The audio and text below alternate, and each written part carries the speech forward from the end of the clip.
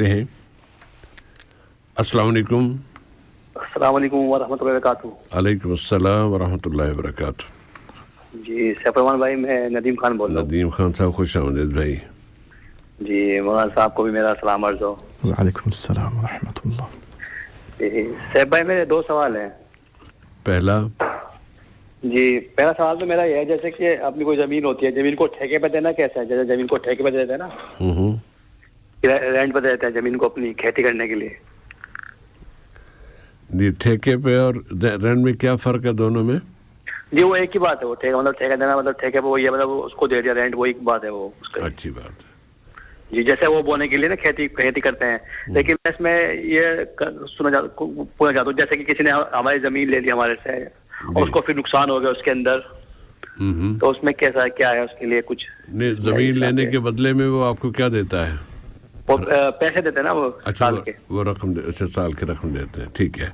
जी जी जी, सही है। वो कॉन्ट्रैक्ट होता है 1 साल का 2 साल, ऐसे ना अपनी कुछ भी बोते हैं उसके अंदर फसल कोई भी। हाँ, तो मैंने इसमें थोड़ा कुछ सुना था कि मतलब कोई बोला था कि आप उनको ठेके पे जमीन नहीं देना चाहिए। उसमें मैंने ये सुना था कि उसमें क्या करना चाहिए, पार्टनरशिप में रहना चाहिए कि हिस्से पे लो।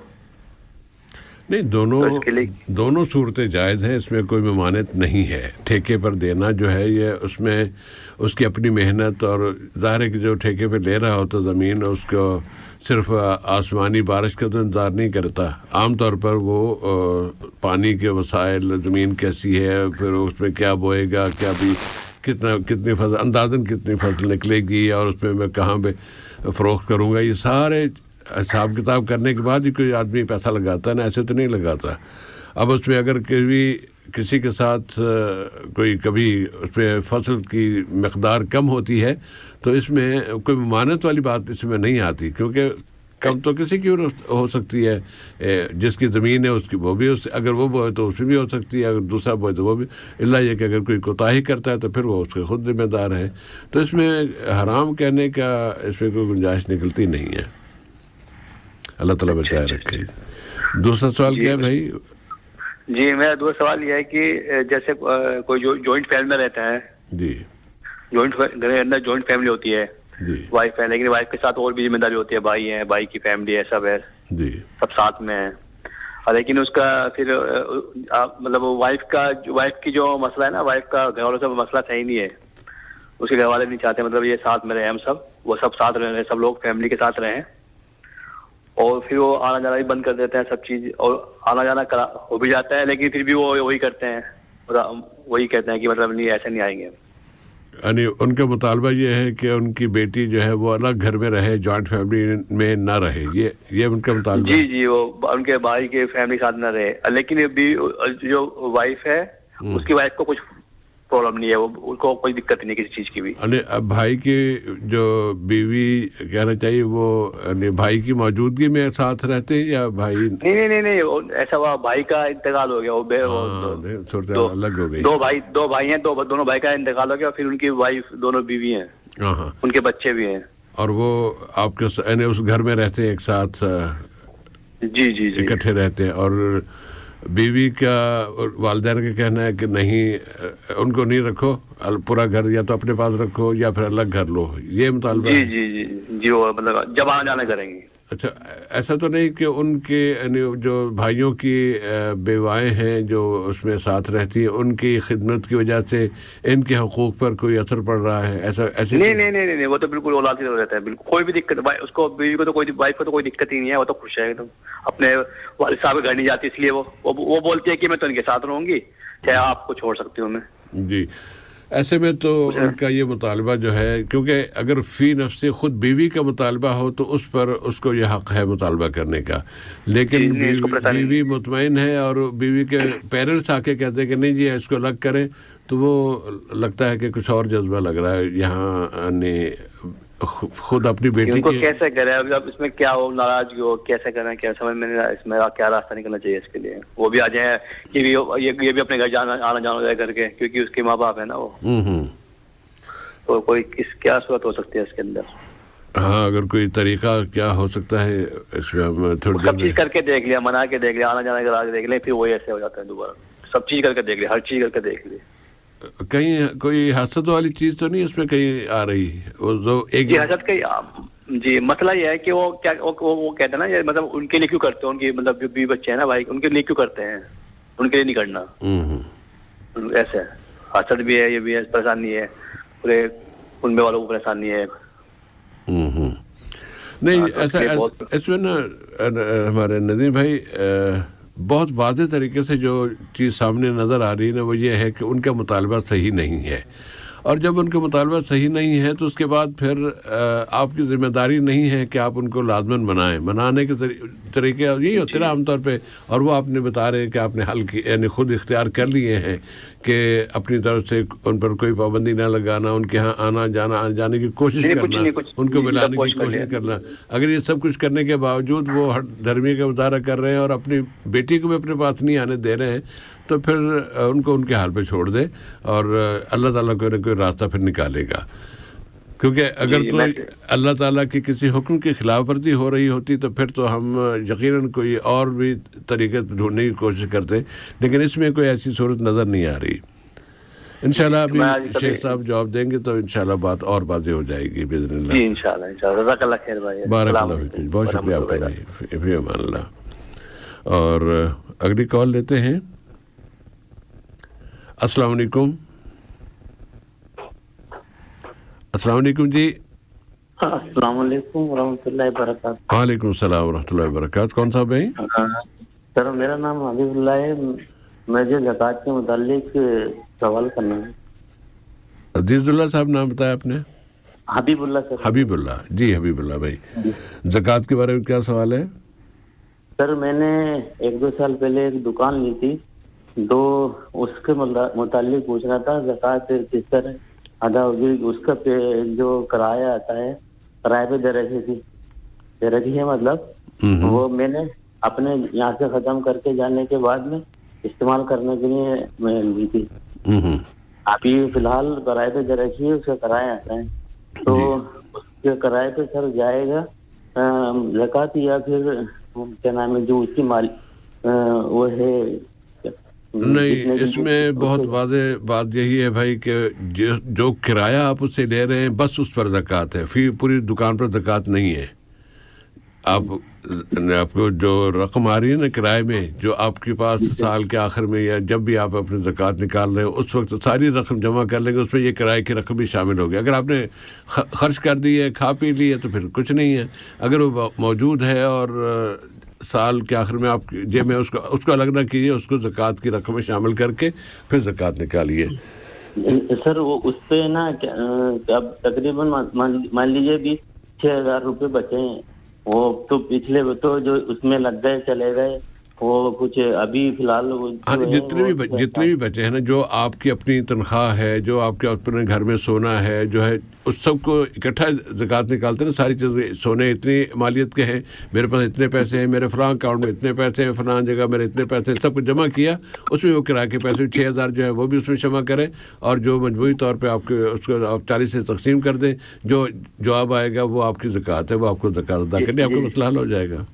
جی سر, اس سے متعلق وہ میرے پاس پلاٹ بھی ہے سر, پوچھ سکتا ہوں کہ اس سے متعلق وہ پلاٹ ہیں ان پہ بھی, کیونکہ میں نے جو ایک پلاٹ لیا تھا میرے خود کے بنانے کے لیے, رہنے کے لیے لیا تھا, اور دوسرا جو پلاٹ ہیں وہ بچوں کے نام سے ایسے ان کے لیے سیو رکھ رہے ہیں, اور تو ان پہ بھی کچھ زکوٰۃ ہے یا جو آپ نے اپنے لیے لیا اپنا مکان بنانے کے لیے, اس میں تو کوئی وہ نہیں ہے. جو دوسرے پلاٹ ہیں وہ اگر تو زکوٰۃ سے بچنے کے لیے بچوں کے نام کیے ہیں تو زیادتی کی ہے. میں سر الحمدللہ میں کیا ہے زکوٰۃ دینے میں زیادہ وہ رکھتا ہوں, کیونکہ اللہ نے ہمیں دینے والوں میں شمار کرائے, تو میں الحمدللہ جتنی ہو سکتی ہے سر, میں یہ تو اللہ کا میرا معاملہ ہے, میں نا زکوٰۃ دینے کے لیے, اور الحمدللہ کیا ہے گھر میں بھی یہ سوچے کہ وہ زیادہ ہی ادا کر دیں, مطلب جو بھی بن سکتا ہے تو اللہ کے فضل سے میں الحمدللہ کیا جب سے چلیے اس بات کو لمبا نہ کریں, یہ واضح ہوگی بات. اللہ تعالیٰ قبول فرمائے, آپ کے اس جذبے کو اور زیادہ شرف قبولیت سے نوازے. جہاں تک جواب جی بھائی دوسرا سوال کر سکتا ہوں جی, دوسرا سوال فرمائیے. جی سر, دوران وضو کر رہے ہیں, اس دوران اگر کوئی ریح خارج ہو جائے یا ہو جائے تو وہ جو ارکان ہے وہ دوبارہ دہرانا پڑیں گے یا جی جو شروع سے دوبارہ سے شروع کر لیجئے بہتر یہی. تو سر وہ اس میں کوئی ریک خارج ہونے کی مقدار ہے کہ سر؟ نہیں کچھ بھی نہیں, کچھ بھی نہیں. اس کی مقدار کون سے وہاں ہم کوئی آلہ تھوڑی لگائیں گے کہ نہیں سر وہ کیا ہے کبھی کبھار ہمیں گیس کی پرابلم ہوتی ہے نا تو ہلکے سے ایسے محسوس ہوتا ہے مان لیجیے 2% 1% یعنی جس کو کہتے ہیں نا کہ بہتر یہ ہے تو بہتر یہی ہے کہ آپ دوبارہ سے شروع کر لیں. جی شکریہ سر جزاک اللہ سر. بارک اللہ فیکم. اوکے سر شکریہ. ابھی آپ نا شیخ صاحب کے جواب کا انتظار کر لیجیے, ممکن ہے کہ اور پوائنٹ بھی ہو کوئی جو میرے ذہن میں نہیں آیا تو انشاءاللہ آپ کو اس سے آگاہ کر دیں گے. شکریہ سر آپ لوگوں کا بہت بہت جزاک اللہ خیر جی. بارک اللہ فیکم. فی امان اللہ. اور اگلی کال لیتے ہیں اب ہم. اور میں ایسے بولنا میرا جی چاہتا ہے کہ میں فوری جو میرے ذہن میں ایک بات آتی ہے وہ نہ بیان کروں بلکہ میں آپ کے لیے ساری چھوڑ دوں. دیکھتا ہوں اگر اپنے ساتھ پہ قابو پا لوں تو اچھا ہے. جزاکم اللہ خیر. اگلی کال لیتے ہیں. السلام علیکم. وعلیکم السلام ورحمۃ اللہ وبرکاتہ. میرا سلام عرض ہے. کیا نام بھائی آپ کا؟ میرا نام جہانگیر. جہانگیر صاحب. ایک اور کال بھی شاید ہاں مل گئی. چلیے جہانگیر بھائی آپ جلدی سے اپنا سوال بتائیں تاکہ پھر ان کو بھی ساتھ میں لے لیں گے. سوال میرا یہ تھا کہ اب حلال و حرام دو چیز ہے, یہ مکروہ کیا چیز ہے؟ اچھی بات ہے. اور دوسرا سوال یہ ہے کہ اب جی فرض نماز پڑھ کر کے اور کوئی سنت ادا کر رہا ہے اور کوئی پیچھے سے آیا اور اس کے ساتھ میں جماعت شامل ہو گیا تو کیا اس کی نماز فرض جماعت کا یہ مل جائے گا, ثواب ملے گا؟ جی بالکل انشاء اللہ تعالیٰ ملے گا اور اللہ تعالیٰ قبول کرنے والا ہے. اس میں کوئی شک والی بات ہونی نہیں چاہیے. جو نماز پڑھ جو اپنی سنت ادا کر رہا ہے وہ پوری طرح سنت ادا کرے گا. جو دوسرا فرد ہے وہ اس کے ساتھ آ کے اپنے فرض ادا کر سکتا ہے. اس میں اگر امام اور مقتدی کا جو فرق آتا ہے نا کہ وہ سنتیں پڑھ رہا ہے تو پیچھے فرض کیسے پڑھے جائیں گے, یہ نبی کریم صلی اللہ علیہ وسلم کی ان 5 احادیث میں اس کی وضاحت ہوتی ہے کہ جس میں آپ فرض نماز پڑھ لینے والوں کے بعد دوبارہ اگر کہیں جماعت مل رہی ہے تو اس میں وہ شامل ہو جانے. یا پڑھانا تو پڑھانے والے کی وہ سنت یا نفل ہوتے ہیں اور نفل کے ساتھ نفل پڑھنے والے کے پیچھے جو دوسرا نیا فرض آتا ہے جو پہلی دفعہ جماعت کر رہا ہوتا ہے اس کے لیے وہ اپنا فرض ادا ہوتا ہے. تو یہ اللہ کے رسول نے واضح کر دیا تھا. ان کے دور میں یہ بات ہو گئی ایک سے زیادہ مرتبہ. میں نے ایک دفعہ اس کے مختلف احادیث جمع کی تھی, 5 احادیث آئی تھی یا 5 مواقع آئے تھے. تو اس لیے کوئی فکر کی بات نہیں ہے. سنتیں پڑھ رہے ہیں, کوئی صاحب آتے ہیں وہ اپنے فرض پڑھنا چاہتے ہیں تو پڑھ سکتے ہیں. لیکن مسجد میں جو بیٹھے رہتے ہیں وہ سارے لوگ دیکھتے رہتے ہیں کہ یہی کیا کر رہا ہے. نہیں دیکھتے رہے کہتے رہو سے کیا ہے, یہ کوئی گناہ کا تھوڑی آپ کر رہے ہیں کہ یہ کیوں کر رہے ہیں. آپ تو اپنی سنتیں پڑھ رہے ہیں نا. کوئی دوسرا فرد آ کے آپ کے ساتھ اگر شریک ہوتا ہے اور وہ اجر لینا چاہتا ہے تو آپ کو کیا کیوں کنجوسی کر رہے ہیں, اس کو اجر لینے دیں. اور ویسے آپ سے کچھ بھی نہیں کر رہا, صرف آپ کو فالو کر رہا ہے نا بس. جی جی اللہ تعالیٰ اس کی نماز کو بھی قبول کر رہا ہے. اور ایک ہے سوال. نہیں 2 سوال ہو گئے آپ کے بھائی, اور ہم ایک کال میں 2 سوال لیتے ہیں زیادہ سے. میں نے بات کر دی. جی بھائی جو سوال چھوٹ رہا ہے ضروری یہی تھا. نہیں ضروری نہیں, ہم 2 سوال سے ہم یہ شرط جو ہے نا اس کو توڑتے نہیں ہیں بھائی. اگر اور خاص طور پہ جب آپ نے 2 سوال کر لی تو اگلا ہفتہ انشاءاللہ ہے, ایک ہفتہ ہمارے پاس اور, تو آپ اگلے ہفتے سوال کر لیجئے گا بھائی, تاکہ ہم کسی کے ساتھ زیادتی نہ کریں, کسی کا حق نہ لیں. اب جو دوسرا بارک اللہ فیک. بہت شکریہ آپ کے تعاون کا. اگلی کال لیتے ہیں. اور وہ جی کال وہ جو صاحب تھے لائن پہ وہ تو پتہ نہیں چلے گے شاید. السلام علیکم. وعلیکم السلام. ریڈیو کی آواز بند کر کے پلیز جواب دیجیے. ہاں جی سر السلام علیکم. وعلیکم السلام ورحمۃ اللہ. اور ریسیور اپنے منہ سے ذرا قریب لائیے, آپ کی آواز دور ہے. السلام علیکم. وعلیکم السلام ورحمۃ اللہ وبرکاتہ. کیا نام بھائی؟ میرا نام مشتاق ہے جی. جی مشتاق سر کیا سوال ہے؟ میں پوچھنا یہ چاہتا ہوں, ہم ڈرائیور ہیں تو کبھی کبھی نماز ہم جو عصر اور مغرب زور اور عصر کٹھی کر لیتے ہیں, کبھی کبھی پڑھ لیتے ہیں, کبھی کبھی اور مغرب اور عشاء دونوں کٹھی کر لیتے ہیں. کبھی نہیں بھی پڑھی جاتی صبح جو نہیں پڑھی جاتی وہ مصیبت وہ ہے, لیکن جو اکٹھی کر لینے والی اس میں کوئی مسئلہ نہیں ہے انشاءاللہ, وہ تو جائز ہے, اللہ بلکہ سنت پہ عمل ہے اور اللہ کے رسول یکجا کرتے تھے, لیکن جو نہیں پڑھی جاتی اس کی قضا دینا لازمی ہے, وہ نماز کبھی کوئی معاف نہیں ہوتی. جی بہرحال صبح کی نماز نہیں پڑھی جاتی, رات کو 1-2 بجے ہمارے چھٹی ہوتی ہے تو صبح نہیں اٹھایا جاتا, اس کا کیا حل ہے مسئلہ؟ اس کا حل یہی ہے بھائی کہ کسی طرح بھی صبح اٹھنے کی کوشش کیجیے. نہیں اس کا کوئی ایسا کوئی اس میں شارٹ کٹ ہے نہیں کہ بھئی اب چلے وہ نماز نہیں پڑھی تو اب یہ کر لیں, اٹھنے کی کوشش کریں گے. میں خود رات کئی دفعہ رات 2 بجے سوتا ہوں, 2 بجے اٹھ کے پھر فجر کو الارم بجتے ہی میں اٹھ جاتا ہوں. اگر اس کا خوف ہو کہ مجھے اللہ نے پکڑ لیا تو میرا کیا بنے گا, تو پھر آدمی اٹھ جائے گا. اگر یہ کہ نہیں ہو ٹھیک ہے نہیں دیکھی جائے گی تو دیکھی جائے والی کہ پھر جو دیکھنی پڑے گی نا وہ بہت سخت ہے. اس کا خوف اپنے دل میں غالب کیجئے تو انشاءاللہ آپ کو اٹھنے میں آسانی ہو جائے گی. تو اکثر ہماری نمازیں اکٹھی میں کر لیتا ہوں, اکثر زیادہ اکٹھی ہو جاتی ہے. اکٹھی مطلب یعنی زور اور عصر اکٹھی کر لیتے ہیں, مغرب اور عشاء اکٹھی کر لیتے ہیں. اس میں تو ممانعت نہیں ہے نا, اس کو عادت نہ بنائیے, لیکن کبھی کبھار کر لینے میں بناتے ہیں کیونکہ ٹائم کبھی کبھی ہمارے پاس نہیں ہوتا, اس لیے بھی ہم روڈ میں جاتے ہیں تو چلو عشاء کی ٹائم ہو گیا تو پھر مغرب اور عشاء اکٹھی کر لیتے ہیں, ایسے کرتے ہیں سر. ہاں کبھی عشاء کے ساتھ کر سکتے ہیں, کبھی مغرب کے ساتھ بھی کر سکتے ہیں. جی مغرب اور عشاء ہم اکٹھی بھی پڑھ لیتے ہیں سر. جی وہ تو میں نے بتایا نا کہ پڑھ سکتے ہیں, اس میں کوئی بات نہیں ہے, لیکن جو چھوٹ جاتی ہے نا اس کا خیال کیجیے, اللہ تعالیٰ توفیق دے, وہ نماز اس کی قضا ادا کر لیجیے, کسی وقت بھی آپ کو موقع ملے ضرور قضا ادا کیجیے. مشتاق بھائی اور کوئی سوال ہے؟ نہیں جی سر یہی سوال. بہت شکریہ آپ کا. ابھی ذرا مولانا کے جواب کا انتظار کر لیجیے, تھوڑی دیر میں انشاءاللہ وہ آ جائے گی آپ کی باری. اور اگلی کال لیتے ہیں. السلام علیکم. وعلیکم السلام ورحمۃ اللہ وبرکاتہ. جی میرا نام امجد اقبال ہے. خوش آمدید بھائی.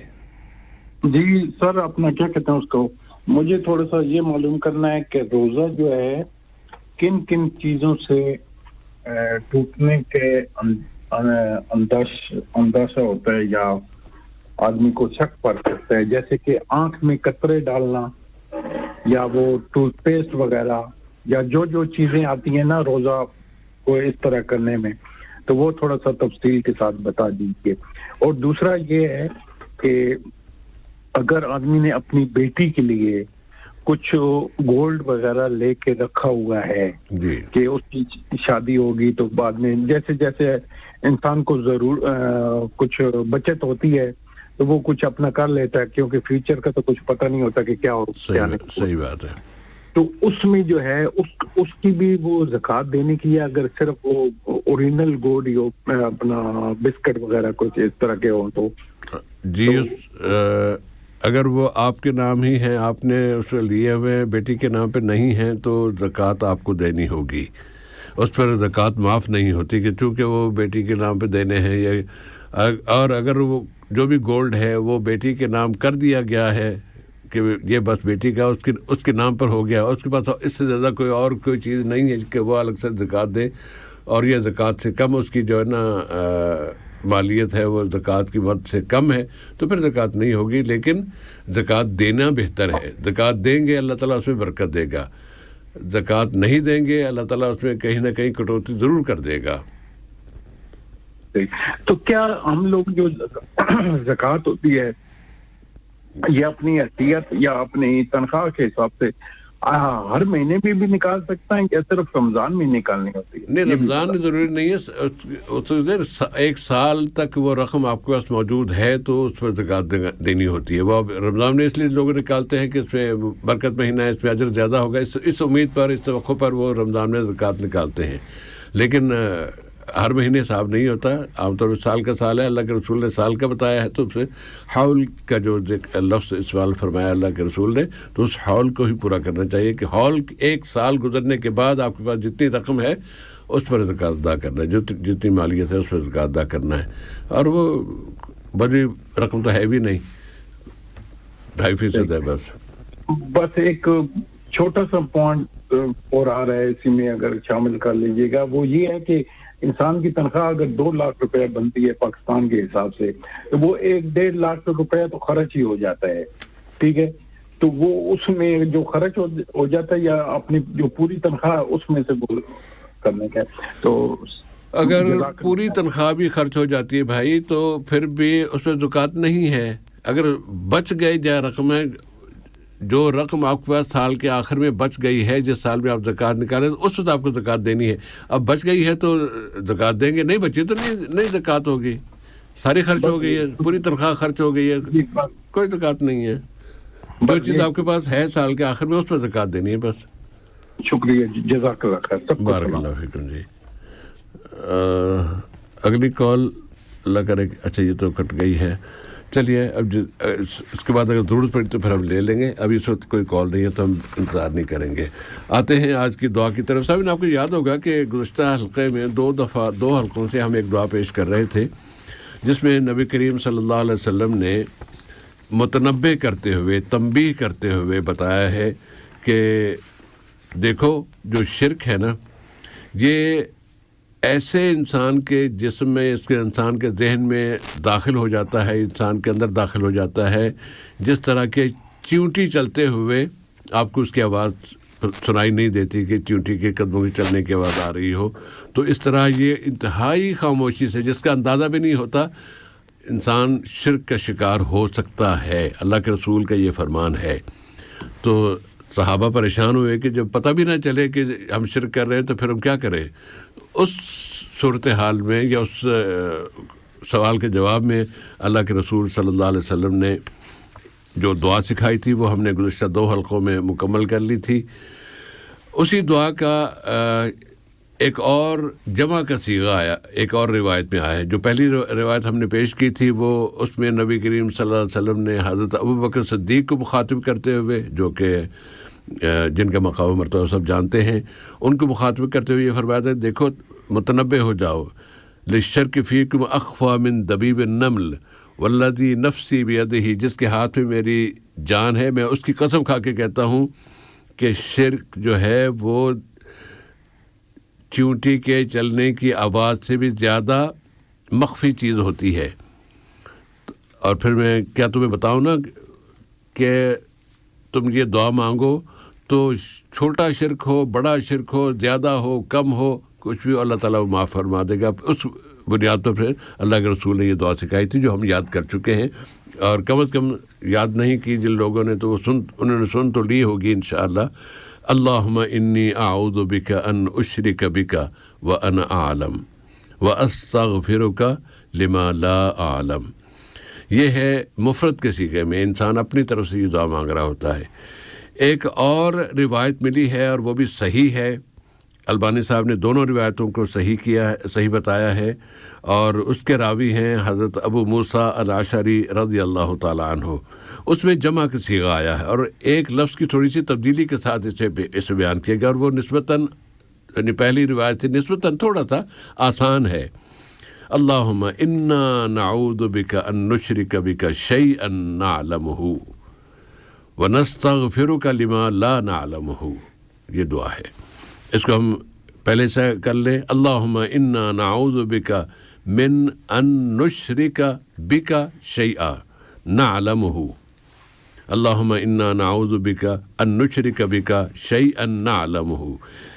جو پہلا حصہ ہے اللہم انی اعوذ بک, انا نعوذ بک, ہم پناہ مانگتے ہیں تیری, من ان نشرک بک, کہ ہم تیرے ساتھ کسی کو شریک ٹھہرائیں, شیئا, کسی بھی چیز کو, نعلمہ, وہ ہمیں اسے جانتے ہوں کہ وہ یہ جو کام ہے نہیں شرک کیا ہے, اور پھر بھی ہم وہ شرک کر رہے ہوں.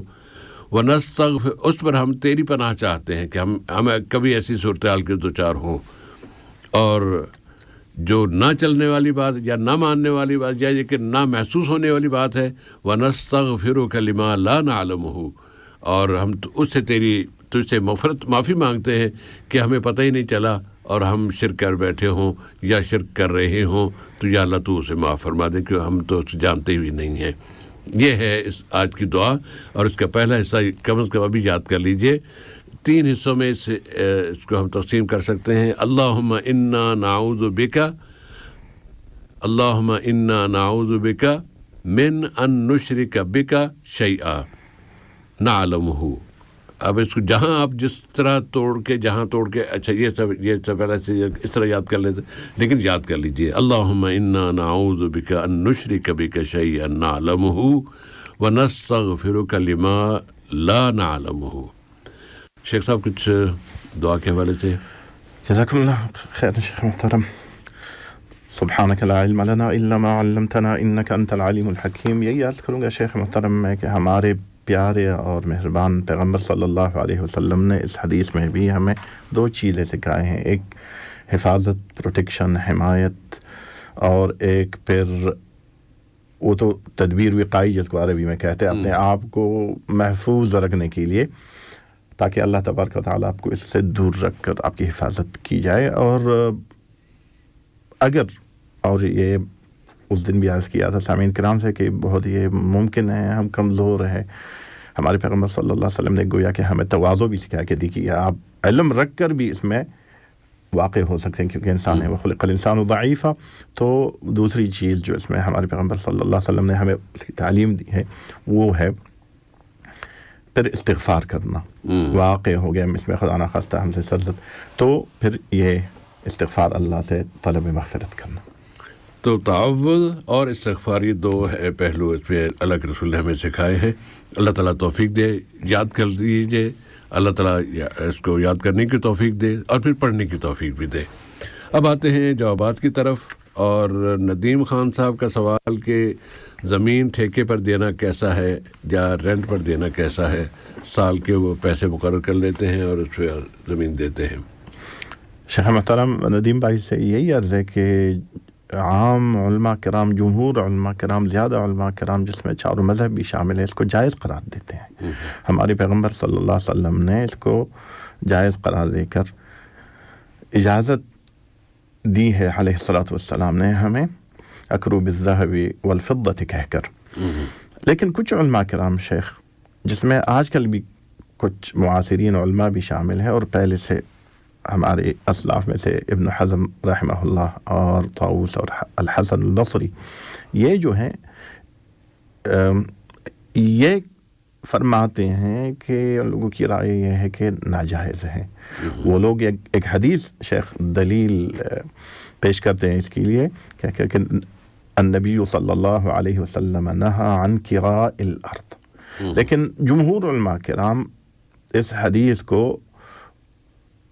मुक़य्यद समझ कर शेख इसमें एक क़ैद ज़िक्र फरमाते हैं, वो ये कि मशरूत, हाँ शेख मसलम कहते हैं कि यह हदीस उस मामले के बारे में है, उस किरा के बारे में, उस जिसमें ज़मीन बेमुकाबिल एक गैर मुतअय्यन चीज़ की मुकाबिल में दी गई हो, तो तब फिर जायज़ नहीं है।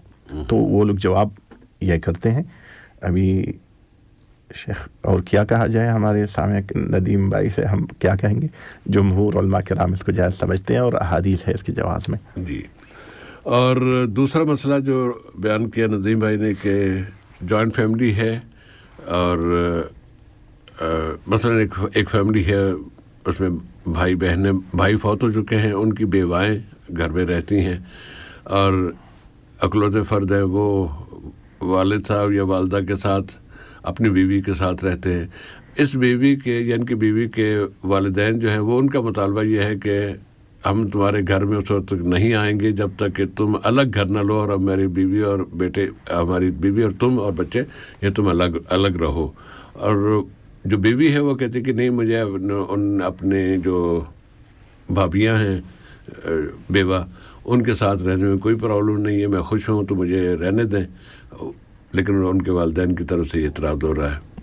जैसे आपने फरमाया शेख मोहतरम, ये हक़ उसी मोहतरम आप अगर वो तनाज़ुल करती हैं और वो इसके लिए आमादा है तो ये भी हक़ है, कर सकती हैं। और अगर इसमें खुदा न खास्ता कोई शरई ममानात ना हो, इसके वजह से कोई शरई महजूर वाक़ ना हो शेख, तो कोई हरज नहीं है इस घर में इन लोगों की रहने में, इन लोगों के लिए रह सकते हैं। और बाकी हिकमत और शरई महजूर क्या हो सकता है, क्या ध्यान में आता है आपके, क्या प्रॉब्लम? अगर हो غالباً تو کچھ نظر نہیں آ رہا ہے شیخ. اگر ہو کچھ ایسے ایک دوسرے کے نامحرم کچھ اگر یہ ہو ہے نہیں. تینوں عورتیں ہیں نا, تینوں عورتیں ہیں. دونوں بھائی تو فوت ہو چکے ہیں. اچھا, ان کی بیوائی ہیں. ہاں, اور ایک سسر صاحب ہے, وہ بھی فوت ہو چکے ہیں. وہ بھی فوت ہو چکے ہیں. ان کی امی ہیں. ہاں, ان کی بیوہ ہے. بالکل جیسے آپ نے فرمایا اس میں متصور نہیں ہے تو کوئی حرج نہیں ہے. اور معترض کو ذرا حکمت اور مٹاس کے ساتھ شیخ محترم سمجھانا ہے. لیکن اگر نہیں مانتے نا ان کو چھوڑ دے. لیکن یہ بہت ثواب کا کام ہے, بہت اجر کا کام ہے کہ آپ دو بیواؤں کو ان کی بے آسرا نہیں چھوڑ رہے بلکہ ان کا خیال رکھ رہے ہیں, ان پہ خرچ کر رہے ہیں. اتنی نیکی کا کام کرنے والے بیٹی کو تو اس پہ فخر کرنا چاہیے ان کے والدین کو. السعی علی الارملۃ السعی علی الارملۃ والمسکین کالمجاہد فی سبیل اللہ. اللہ تعالیٰ ان کو ثابت قدم رہنے کی توفیق دے. کبھی ایسا خیال بھی نہ لائے کہ ہم الگ ہو جائیں. اس میں بہت اجر کما رہے ہیں اور اس میں اس اجر کو ضائع نہ ہونے دیں. آمین یا رب. جزاکم اللہ خیراً. حبیب اللہ صاحب کا سوال کہ دکان انہوں نے 2 سال پہلے کرائے پہ لی تھی, اس کے علاوہ انہوں نے کچھ پلاٹس لیے, ایک اپنے گھر کے لیے اور ایک جو اور پلاٹ ہیں وہ انہوں نے بچوں کے لیے رکھے تھے کہ بچے بڑے ہوں گے تو ان کے کام آئیں گے. ان کے زکوٰۃ کے بارے میں پوچھ رہے تھے.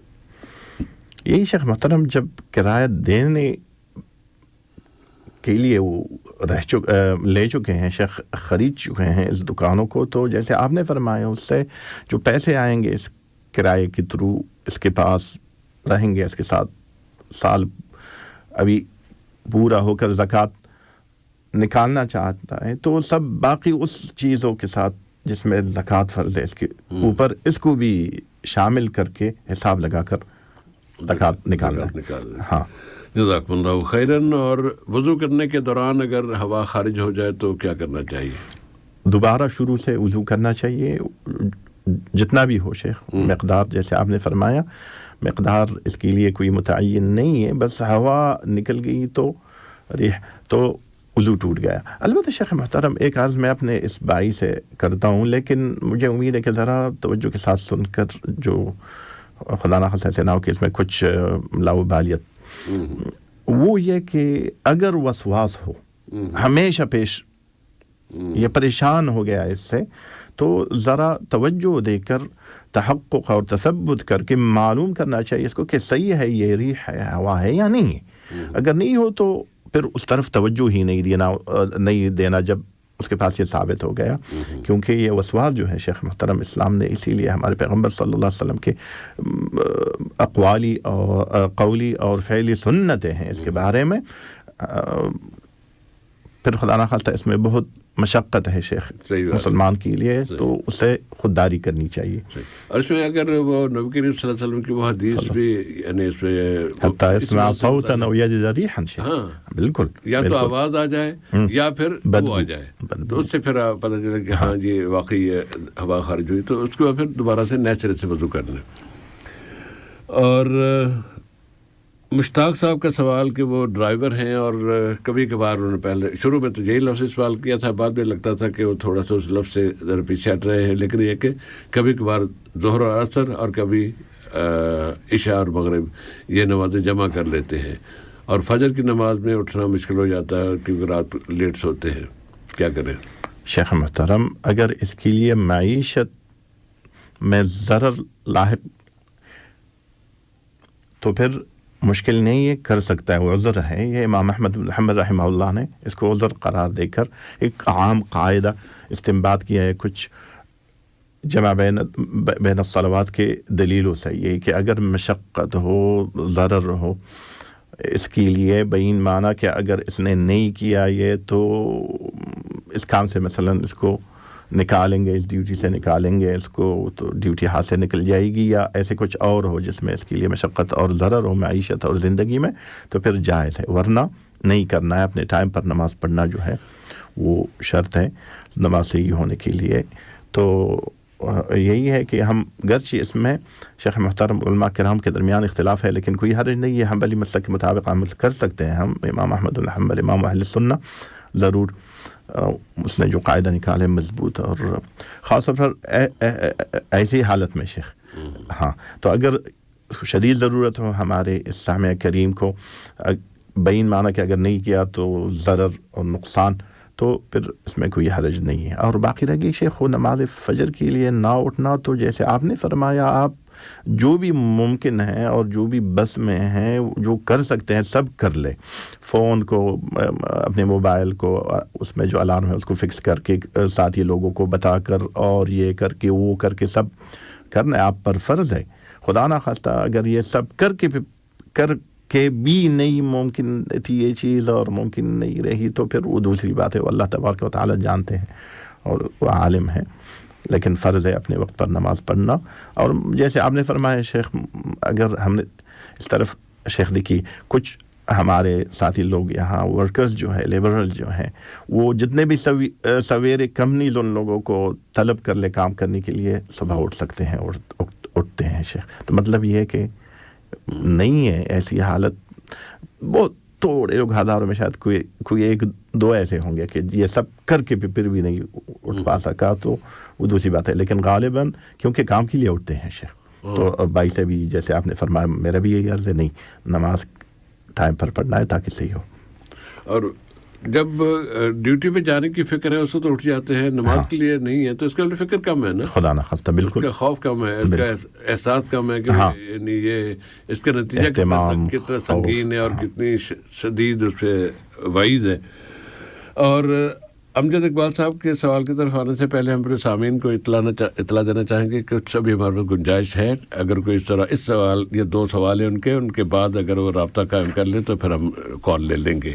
سوال ان کا یہ ہے کہ روزہ کن کن چیزوں سے ٹوٹ جاتا ہے یا ٹوٹنے کا اندیشہ، خاص طور پہ انہوں نے آنکھ کے قطرے اور ٹوتھ پیسٹ کے استعمال کے بارے میں پوچھا ہے. بھائی سے یہ عرض کریں گے کہ شیخ دو مین کیٹیگریز ہے یہ مفطرات الصوم یا مفسدات الصوم جو ہیں اس کے، ایک کھانا پینا اور ایک جو ہے ہم بستری. ابھی فقہاء کرام نے سارے وہ چیزیں شیخ اس میں شامل فرما کر یہ کہہ دیا کہ اس سے بھی روزہ ٹوٹتا ہے جو اس کے معنی اور حکم میں ہے. تو جنرلی تو ہم یہی کہہ سکتے ہیں. باقی یہ دو چیزیں جس کے بارے میں ہمارے یہ سامع کریم سوال کر چکے ہیں، ایک آنکھ میں قطرہ ڈالنا. شیخ آنکھ میں قطرہ ڈالنا جو ہے شیخ اس میں علماء کرام کے درمیان اختلاف ہے.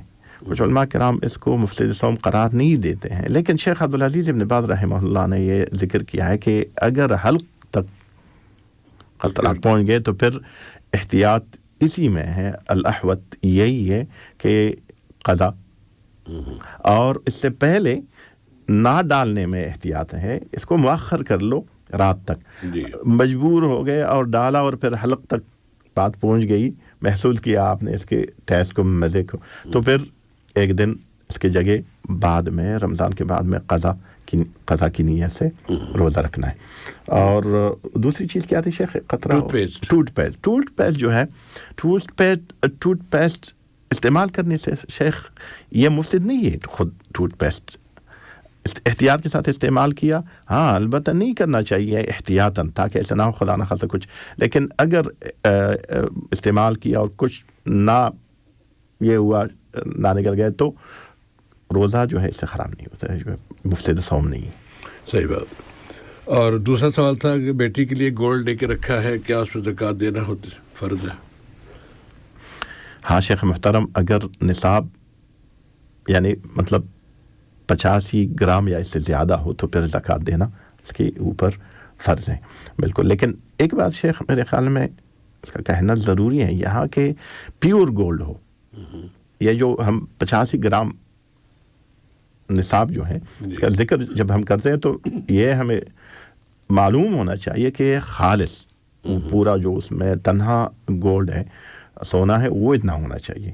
تو اگر یہ اتنا یا اس سے زیادہ ہو تو ہاں بالکل دینا فرض ہے، اس کے اوپر زکوٰۃ نکالنا. اس میں عام طور پہ ہمارا جو زیور بنا ہوتا ہے تو زیور تو اس میں پیور نہیں ہوتا. ہاں اس میں کوئی 18 کیرٹ کا ہوتا ہے، کوئی 21 کیرٹ کا اس طرح ہوتا ہے. 24 کیرٹ جو ہے نا یہ پیور ہوتا ہے، یہ پیور ہوتا ہے. اور جو بسکٹ کی شکل میں لیا جاتا ہے وہ 24 ہی ہوتا ہے، اسی کو بنایا جاتا ہے. جو بسکٹ پیور سونا ہوتا ہے وہ 24 کیرٹ کا ہوتا ہے. لیکن اگر 24 زیور وغیرہ ہو تو اس کو پھر حساب کر کے وہ نکال لیتے ہیں کہ اس میں اتنا % اس میں دوسری چیزیں ہیں تو اس کو الگ کر دیا، باقی جو بچا. اور اگر جس طرح ہمارے ابھی تھوڑی دیر پہلے جہانگیر بھائی شاید ذکر کر رہے تھے نا، یا حبیب اللہ صاحب زکوٰۃ کے حوالے سے وہ کہہ رہے تھے کہ میں زیادہ زکوٰۃ دینا چاہتا ہوں، تو اگر سب پہ زکوٰۃ نکال دیں تو وہ بالکل اللہ تعالیٰ قبول کرنے والا ہے. فمن تطوع خیرا فهو خیر له فهو خیر اللہ. تو اب بیٹی کے حوالے سے چونکہ کہتے ہیں کہ بیٹی کے لیے ہے، اب اگر ہمیں ہر سال زکوٰۃ نکالتے جائیں گے تو پھر تو کم ایک چیز موجود ہے اور اس پہ زکوٰۃ دینی ہے. تو اور زکوٰۃ دینے کے بارے میں اللہ کے رسول نے قسم کھا کے کہا ہے کہ ما نقص مال من صدقہ، صدقہ دینے سے، صدقہ جو زکوٰۃ بھی صدقہ ہے یہ، تو اس سے مال کم نہیں ہوتا. جب اللہ کے رسول قسم کھا رہے ہیں تو آپ کو کسی اور کی قسم پہ یقین آ جاتا ہے، لیکن اللہ کے رسول کی قسم پہ یقین نہیں ہے، بری بات ہو جائے گی. اب ہم اگلی کال لے سکتے ہیں. اگر بالکل جاب شروع ہوا تھا تو اس وقت ایک کال آ رہی تھی. شیخ محترم ایک سوال میرے خیال میں وہ مکروہ کے بارے میں جو ایک سامع کریم کر چکے. جی یہ تھا ہمارا جہانگیر بھائی کا سوال کہ حلال و حرام اور مکروہ، اس میں مکروہ کیا چیز ہوتی ہے؟ ہمارے جہانگیر بھائی مکروہ یعنی مستحب کسی چیز کو ترک کرنا، کوئی چیز مستحب ہے اس کو نہ کرنا اور ترک کرنا جو ہے اس کو مکروہ پکارتے ہیں. اور مکروہ یہ بھی آپ کہہ سکتے ہیں ڈیفینیشن میں کہ مکروہ یعنی وہ چیز جس کے کرنے میں گناہ نہیں ہے لیکن اللہ کے لیے اس کے چھوڑنے میں اجر ہے. آپ نے چھوڑا اللہ کے لیے تو اجر ہے اور کرنے میں گناہ نہیں ہے، آپ یہ بھی کہہ سکتے ہیں. اور یہ بھی کہہ سکتے ہیں کہ مستحب کو، کسی اچھے کام کو ترک کرنا جو ہے وہ مکروہ ہے.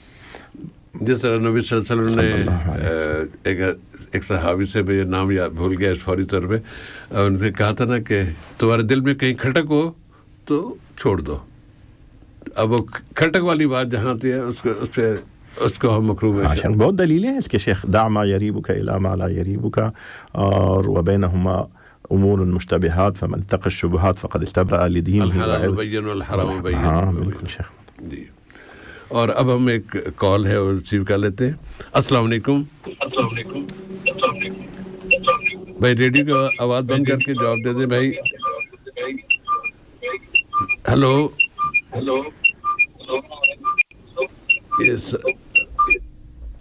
اس طرح تو بری بات ہے.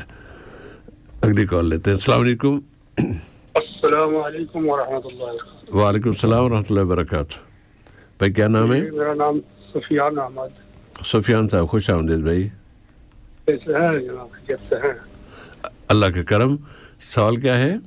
جی میرا یہ سوال ہے کہ جو شب قدر میں جو دعا بتائی ہے جی اللہم انک عفو تحب العفو، ایسے ہے نا دعا. جی تو ایک تو چھوٹا سا دعا ہے تو اس کو ہم پورا رمضان میں پڑھ سکتے ہیں یا پورا رمضان پڑھ سکتے ہیں، پورا سال پڑھ سکتے ہیں؟ جی تو عام طور پہ لوگ بس رمضان میں اس کو یاد کرتے ہیں، سال بھر نہیں مانگتے. اس کو سال بھر میں پڑھنا چاہیے اور رمضان میں تو پورا رمضان پڑھتے رہیں. بہت اچھی بات ہے، کیوں نہیں، دعا ہے نا. جی کیونکہ رمضان آ رہا ہے نا آگے تو اس لیے میں سوچا تھوڑا ایک بار پوچھ لوں. جی ابھی آج سے شروع کر دیں، ابھی پڑھ لیں. جی میں ایسے بھی پڑھتے رہتا ہوں اس لیے تھوڑا کنفیوز تھا کہ میں پوچھ لوں. ٹھیک ہے نا. اللہم انک عفو تحب العفو فاعف عنی یا فاعف عنا، بس اتنے سے. اللہم انک عفو تحب العفو فاعف عنا. شب قدر کی تھوڑا فضیلت بتا دیجیے گا کہ کتنا ہے جو انشاءاللہ شب قدر کی رات ہے. ٹھیک ہے جی، تاکہ تمام عوام کو بھی، سامعین کو بھی تھوڑا پتہ چلے اس میں. جی ضرور. ہنی فذکر ان الذکر تنفع المؤمنین، یاد دہانی کرانا یہ اللہ کا حکم ہے. یاد دہانی کراتے رہو، مومنوں کو اس سے فائدہ پہنچتا ہے انشاءاللہ. اس لیے میں سوچا کہ سوال تھوڑا کروں. جی انشاءاللہ تعالی. جی بہت شکریہ آپ کا محترم سفیان احمد صاحب، بارک اللہ فیکم. ایک اور کال ہے اگر مل جائے. جی السلام علیکم. وعلیکم السلام. تمام سننے والوں کو، آپ کو، سب کو سلام. محمد ذوالقرنین بات کر رہا ہوں. خوش آمدید ذوالقرنین بھائی. اچھا اچھا ایک سوال تھا کہ زکوٰۃ کی رقم کس مد میں دی جائے کہ وہ زیادہ افضل ہے، جیسے گھر کا خرچ ہے، تعلیمی اخراجات، اسکول، خیراتی اسپتال یا رفع عامہ ہے تو کہ آپ اس کو ترجیح دیں؟ اس میں ہر دفعہ نا ہر صورتحال میں اس وقت سچویشن کو دیکھتے ہوئے کہ اس وقت کس کی ضرورت زیادہ ہے، وہاں یہ اس میں کوئی ایک چیز مقرر نہیں کی جا سکتی کہ اس پہ اجر زیادہ ہوگا. ہر جس وقت آپ زکوٰۃ دے رہے ہوں گے اس وقت کیا کیا چیزیں آپ کے سامنے ضرورتیں آ رہی ہیں.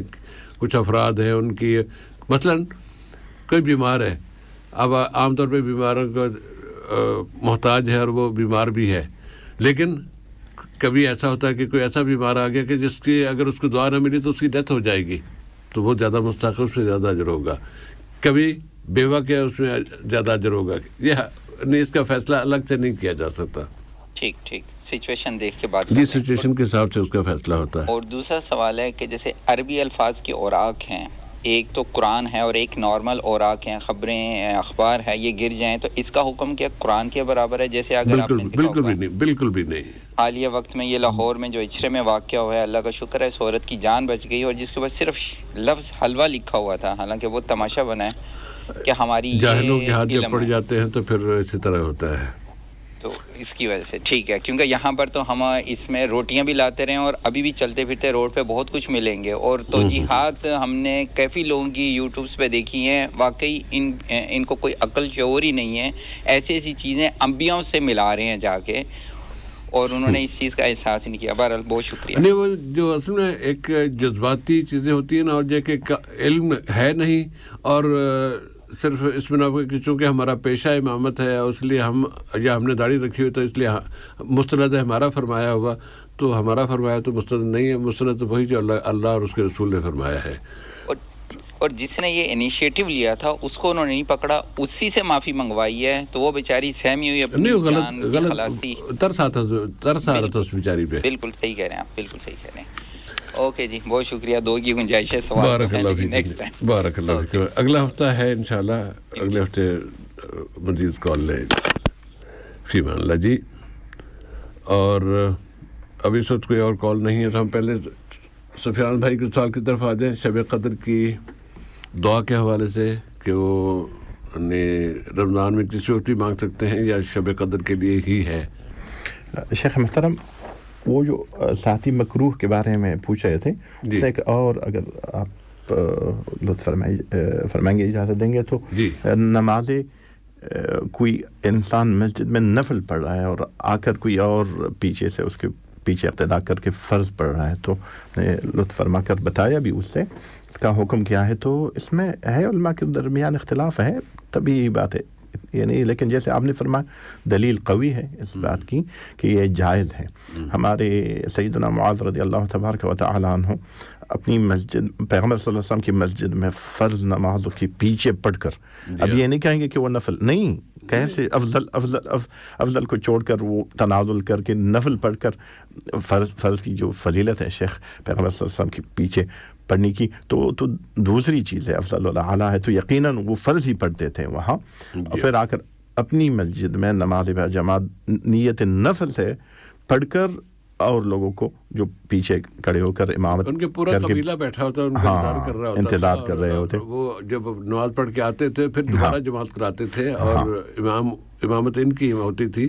اور اب ایک ہی فرض دو دفعہ تو نہیں ہوتا، بلکہ ان میں سے ایک فرض جو پہلے ادا کیا اللہ کے رسول کے ساتھ انہوں نے ادا کیا، اس کے بعد انہوں نے جو دوسری دفعہ ادا کر رہے ہیں تو وہ نفل ہے. بالکل. تو اس ساتھی سے یہ عرض ہے کہ آپ اس کے لیے پریشان مت ہو جائے، اور بس فقط جب آپ دیکھیں گے کہ کوئی نماز پڑھنے کے لیے آپ کے پیچھے کھڑے ہو رہے یا کھڑے ہو گئے تو نیت کر کے، امامت کی نیت کر کے نماز پڑھائیے. اور اب ذرا سفیان بھائی کے سوال کا جواب دے دیں. ہاں بالکل شیخ محترم، جیسے آپ نے فرمایا اللہم انک عفو تحب العفو فاعف عنی یا عنا، یہ دیکھیے اتنی عظیم دعا ہے یہ کہ ہمارے پیغمبر صلی اللہ علیہ وسلم سے جب ہماری ماں پوچھتی ہے کہ اگر لیلۃ القدر تو اس رات کو پھر مجھے کیا کہنا ہے، تو پیغمبر صلی اللہ علیہ وسلم نے یہی ارشاد فرما کر کہ یہ کہو. اتنی بڑی دعا ہے شیخ، اور اتنی عظیم چیز ہے یہ مغفرت اور عفو دونوں تقریباً ایک ہی چیز ہے. فرق تھوڑی سے ہے شیخ دونوں کے درمیان, کیونکہ عفو جو ہے بالکل ایک دم مٹانا, ریکارڈ سے بھی دور کرنا, باقی بالکل نہیں رہنا. اور مغفرت جو ہے سطر ڈالنا ہے تو ہے ریکارڈ میں ہے, لیکن چلو مواخذہ اس پر نہیں, پکڑ نہیں. تو ہمارے پیغمبر صلی اللہ علیہ وسلم شیخ محترم جیسے ابن عمر رضی اللہ تبارک و تعالیٰ سے مروی ہے کہ مجلس میں بیٹھ کر 100 سے زیادہ بار رب اغفر لی وتب علی انک انت التواب الرحیم, وہ پیغمبر صلی اللہ علیہ وسلم جب ایسے فرماتے تھے, اور وہ شیخ دن میں کتنے مجلسوں میں تشریف فرما ہوتے تھے. تو ہمیں تو اس سے بھی زیادہ ہمیشہ طلب کرنا چاہیے. اس کا حدیث کا معنی یہ کبھی بھی نہیں ہے کہ تنہا بس لیلۃ القدر ہی میں آپ کو یہ دعا پڑھنی ہے, باقی نہیں. شب قدر کی فضیلت کیا ہے؟ ہاں شیخ, یہ 2 فضیلتیں کافی ہے میرے خیال میں ہمیں اس کی قدردانی کو سمجھنے کے لیے. ایک یہ کہ لیلۃ القدر خیر من الف شہر, اس رات میں عبادت شیخ جو ہے 83 سال سے بھی کچھ زیادہ سالوں کی عبادت سے جس میں لیلۃ القدر شامل نہ ہو اس سے بہتر ہے. خیر برابر بھی نہیں, اس سے بہتر ہے. مطلب یہ کہ شیخ ہماری عمریں کتنے ہوتے ہیں 60 اور 70 کے درمیان, تو اللہ نے رحم فرمایا نصیب, تو ایک ہی رات میں عبادت کر کے اپنی جو پوری عمر ہے اس سے زیادہ ثواب کمانا. اور من قام لیلۃ القدر ایمانا واحتسابا غفر له ما تقدم من ذنبه, سارے پوری گناہ جو پہلے کر چکے ہیں آپ اگر اس رات میں ایمان کے ساتھ, یقین کے ساتھ, بھروسے کے ساتھ اور تنہا فقط اجر پانے کے لیے آپ نے کیا اخلاص کے ساتھ, تو سارے پہلے گناہ اللہ تبارک و تعالیٰ معاف فرمائیں گے. اور مزید کچھ یا بس یہی اتنے کافی اچھی بات ہے. محمد القرنین صاحب کا سوال کہ زکوٰۃ کس کو دی جائے تو زیادہ ثواب ہے؟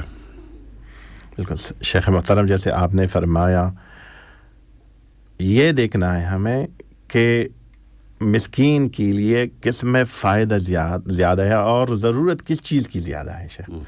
تو اس کو دیکھ کر آپ خود بخود فیصلہ کر لیں. کبھی کبھی عام طور پر ایک چیز دوسری چیز سے بہتر ہوگی, لیکن یہاں اس مقام میں وہ مفضول چیز جو ہے اس کی ضرورت زیادہ ہوگی, خیر اور فائدہ فقیر لوگوں کے لیے. یہ شیخ ایک عام قاعدہ شرعیہ ہے شریعت میں. فقہاء کرام جب زکوٰۃ کے باب میں آپ پڑھیں گے شیخ دیکھیں گے کہ ذکر کرتے ہیں اس کو کہ لأنه انفع للفقراء, کیونکہ اس میں فقیر اور مسکین لوگوں کے لیے فائدہ اور نفع زیادہ ہے. تو یہ معتبر ایک چیز ہے, تو اسی کی طرف دیکھ کر آپ خود بخود ڈیسائیڈ کر سکتے ہیں کہ ابھی میں زکوٰۃ کس کو دوں یا کس طرح دوں. بالکل. اور اگر بطور خاص اندازہ ہے کہ ذوالقرنین صاحب کا تعلق اگر پاکستان سے ہے, تو پاکستان کی جو موجودہ حالات ہیں اس میں جس طرح کے وہاں سے اطلاعات آتی ہیں, اور مہنگائی اتنی زیادہ ہو گئی ہے کہ جو اچھے خاصے بیچارے اچھی تنخواہ لینے والے بھی وہ ایک دم پریشانی کے شکار ہو گئے ہیں. تو ایسے میں اپنے رشتہ داروں کا خیال کیجیے, ان کو اس وقت ان کی مدد کرنا شاید زیادہ ضروری ہو جائے کہ وہ اپنے رشتہ داروں میں جو غریب ہے, مسکین ہے, بیچارہ زکوٰۃ کا مستحق ہے, اس کو آپ زکوٰۃ دیں تو اس میں آپ کے لیے دوہرا اجر ہے. اور دوہرا اجر ہو گیا جب جو ڈبل ہو جائے گا تو پھر اللہ کے رسول صلی اللہ علیہ وسلم کے فرمان کے مطابق اس میں اجر زیادہ ہو جائے گا. اگر اپنوں کو چھوڑ کے آپ دوسروں کو جا کے کسی اور کو زکوٰۃ دیں گے, ٹھیک ہے زکوٰۃ تو وہاں بھی قبول ہو جائے گی, لیکن اجر جو ہے نا وہ جو آپ کو رشتہ داروں میں دینے کا ہے وہ آپ اس دوسرے اجر سے محروم ہو جائیں گے. اس کو لینے کے لیے آپ رشتہ دار. بالکل شیخ محترم, میں اس حوالے سے اگر آپ اجازت دیں گے عرض کروں گا اپنے سامعین کرام سے. کچھ علماء کرام اور فقہاء نے یہ بتایا ہے, لیکن یہ راجح قول نہیں ہے. اس کو اس لیے میں یہاں ذکر کرنا نہیں چاہتا ہوں کہ آپ کہہ دیں کہ کچھ علماء نے کہا ہے تو فتویٰ اسی پر ہے یا اسی پر عمل کرنا چاہیے یا نہیں. فقط جو نقطہ آپ ذکر کر چکے ہیں, آپ نے فرمایا شیخ اس کے بارے میں, اور تاکیداً علی هذه النقطہ, اس نقطے پر تاکید کرنے کے لیے کچھ علماء کرام نے ذکر کیا شیخ اگر رشتہ داروں میں مستحقین زکوٰۃ ہو, فقیر اور مسکین لوگوں, اور آپ جا کر اور لوگوں کو دیتے ہو تو زکوٰۃ صحیح نہیں. لیکن اس پر فتویٰ نہیں ہے, بس ایک قول ہے. اسی لیے میں ذکر کرنا چاہتا ہوں جیسے آپ نے فرمایا لوگوں کا خیال زیادہ رکھنا ہے, اجر بھی زیادہ ہے ان لوگوں, اور حق بھی زیادہ ہے, حق بھی ان کا زیادہ حق ہے. اور اس طرح ہم اپنے اختتام پر اس سے قریب پہنچ گئے ہیں. سب نے بہت اہم بات ہے ایک اور کہ ہمارے 30,000 سے زیادہ تعداد ہو گئی شہداء کی. شاید انسانی تاریخ میں اتنا بڑی تعداد, اور مہذب دنیا مدد کر رہی ہے قاتل کی، اور مقتولین ہیں کہ ان کے والی وارث جو ہیں وہ اپنے مفادات کا اس کے تحفظ میں لگے ہوئے ہیں. ہلکی پھلکی تھوڑی وہ چوں کی آواز نکالتے ہیں، پھر ڈر جاتے ہیں کہ شاید کہیں ایسا نہ ہو جائے. اور میں اس لیے نہیں کہ یہ خطر میں ہوں، بلکہ جس طرح کوششیں کی جا رہی ہیں اس میں قطر کی ہم اس کے شکر گزار بھی ہیں اور ان کو مبارکباد بھی دیتے ہیں کہ وہ اپنا بہت جذبے کے ساتھ آواز کو اٹھا رہے ہیں، بلند کر رہے ہیں. اور آج کی خبریں بھی دیکھیں اس میں، لیکن جو لوگ ان کے پاس اقتدار نہیں ہے وہ اگر مسلمانوں کے اس قتل پر دکھی بھی نہ ہونا تو پھر ان کو اپنے ایمان کی فکر کر لینی چاہیے. ایک مسلمان ہو اور پھر وہ مسلمان بھائی کے قتل کو سن کے دیکھ کے اپنی آنکھوں سے اس کے ویڈیو دیکھ کے ٹی وی پہ اس کی خبریں دیکھ کے پھر بھی وہ اس کی پرواہ نہ کرے تو اللہ تعالیٰ کے سامنے اس کو جواب دہ ہو سکتا ہے. وہ کہ تعلق نہیں ہمارا اس سے. ہمارا سب سے اولین اور سب سے مضبوط رشتہ اگر کسی انسانوں کے درمیان ہو سکتا ہے تو وہ دین کا رشتہ ہے. باقی سارے تعلقات اس کے بعد آتے ہیں. اولین اہمیت دین کو ہے، ایمان کو ہے. اگر ایمان ہی چلا گیا تو بس پھر گیا کام سے.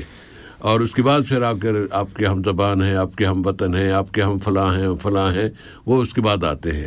تو ایسے میں مسلمان بھائیوں کے لیے جو مظلوم ہے، کل رات یہاں اچھی خاصی ٹھنڈی ہوا چل رہی تھی اور پریشانی رہی کہ وہ جو 15